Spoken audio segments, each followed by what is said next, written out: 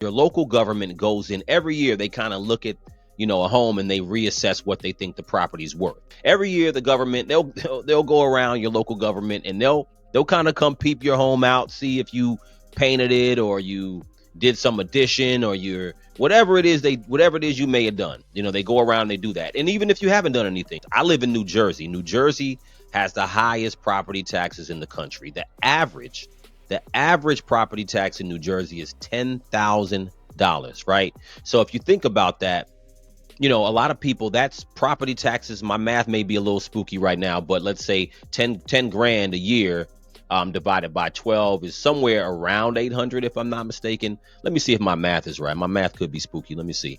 So let's take 10 grand. This is average property taxes divided by 12. Yeah, $833. So you got to keep in mind, $833 alone we pay in property taxes, and that's average.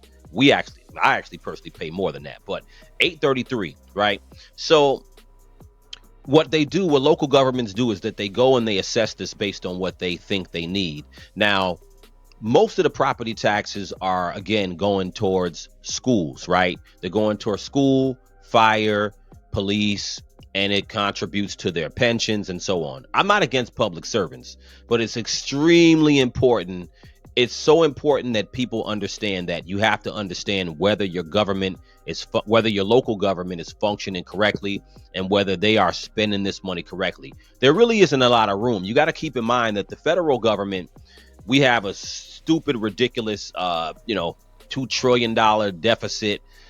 The federal government essentially can function like that. It's not good, but they function like that because they just pay debt over time and issue treasury notes and all that. But anyway, federal government can operate at a deficit, and you don't really necessarily see it as a citizen.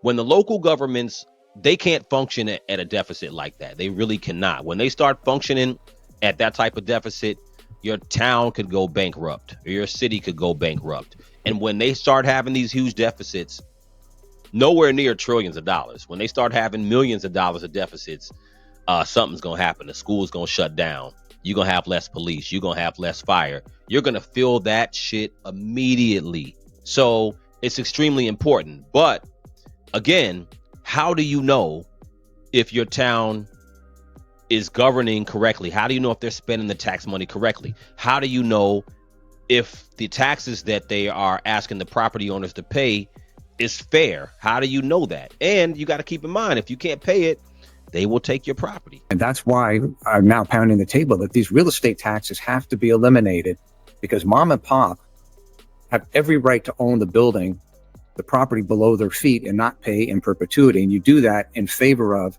a uniform state's sales tax. So straight across the board. And it won't be that bad of a hit. We've actually been playing with the math lately. But that is how you fix this. See, the problem is they've stripped mom and pop's equity, and they continue to strip it. It's gotten to the point you can't make any money over the long haul when you own a house. When you have an amortization schedule over 25 or 30 years, you're able to pay that house off. That's great. But we now have a vet out of Ohio. Another one came in this morning, very similar situation. They bought the house for $24,000. They had built up equity over a long haul. But now that particular vet is 84 years old and is now being demanded to pay $3,100 a year in taxes that he doesn't have. So when you start to look at these situations, in fact, equity stripping is the ideal terminology as to what's going on here. So it gets so polluted and so deep. And that's why, when you said we can go on for hours, yes, we can. But if you think about it, mom and pop have an amortization schedule that pays down the debt over time. The inverse of that is what the school districts are doing. And the municipalities, when they go out and they raise bonds, like in the case of Louisville Independent School District, we couldn't find any bonds in the last 3 years that have been paid off. Well, what that really means is they're not paying off the bonds. So they pay interest when they raise the bond money, and they pay the principal reduction of the bond back to the bond holder. But in truth, they're not retiring it. So all they've done is cumulatively and compounding, adding up. Every time they roll these bonds, they roll the bonds up they roll the interest rates out. So what that means is that you have a lot of school districts or municipalities that are not paying the investors back. And it shows the fiscal condition of a lot of municipalities, what financial shape they're in, right? And if they can't pay back these bonds to individual owners, they might be on the verge of bankruptcy. There are some municipalities that are in that place. And that's one of the reasons why, again, that they'll go and they'll hammer homeowners, property owners for property taxes. And it hits everybody, like I said, because property owners pay it, landlords pay it, landlords pass that on to their tenants to pay the rent. This is something that I think a lot of people should be paying attention to. And this guy really goes into it a little bit further about what this problem is, and the fact that, look, I mean, to really simplify it, the people who are deciding what you're going to pay in property taxes in many cases are winging it.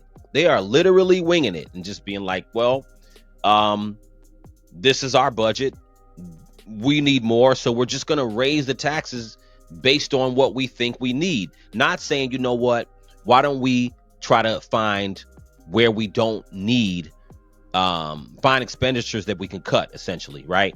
And you got to understand that there really isn't a lot of pressure for local governments to say we need to cut expenses. There just isn't that thing, especially because you had properties that have increased over the past 5 years. They can just say, you know what, let's just go ahead and increase the taxes. The houses are worth more. Let's increase the taxes. But it's crazy because people can't really afford to pay more. And that's what it means by equity stripping. It's basically saying, like, listen, you bought a house 5 years ago. Your house is worth more. Well, cool. You could sell it for more, and that's your equity, whatever your house is worth versus what you owe the bank for, right? But if the town says, you know what, we're going to just raise the taxes, they're stripping your equity because now you're paying more every month, right?